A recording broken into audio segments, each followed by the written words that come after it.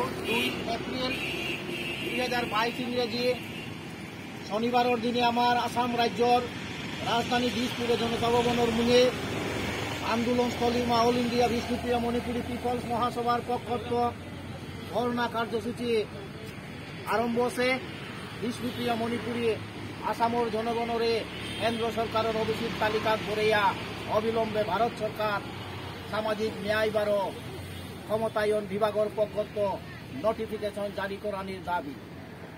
বিষ্ণুপ্রিয়া মণিপুরী আসামে যেটা আছি এটারে সেন্ট্রাল অভিষিক ভরানির কাজী অনেক বছর ধরিয়া আন্দোলন সরকারের দাবি জানাই আয়ার, কিন্তু আজি পেয়া নোটিফিকেশন জানার ফলে বিষ্ণুপ্রিয়া মণিপুরী সমাজের বেকার যেটা শিক্ষিত এবং চাকুরি কমাসি যেটা ওটারও চাকুরিত্ব নিকালা দেশি এই অবস্থাহান খাল করিয়া নিয়ম পারা জরুরি।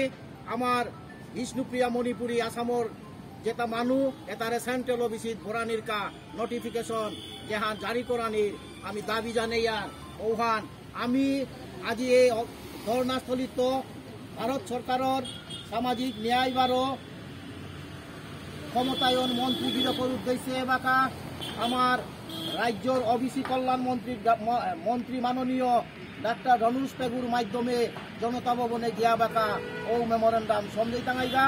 জনতা ভবনে এই মেমোরেন্ডাম সমঝানির কাজে জায়গাটায় আমার মহাসভার পক্ষত ভাইস প্রেসিডেন্ট বয়োজ্যেষ্ঠ স্তম্ভক সেনারা সিংহ লগে মহিলা উইংসর রাজলক্ষ্মী সিংহ।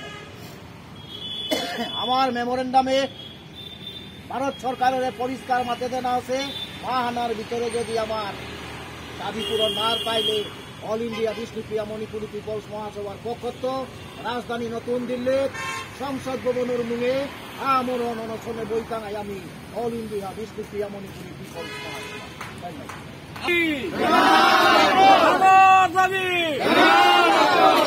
আমার সেন্ট্রাল অফিসি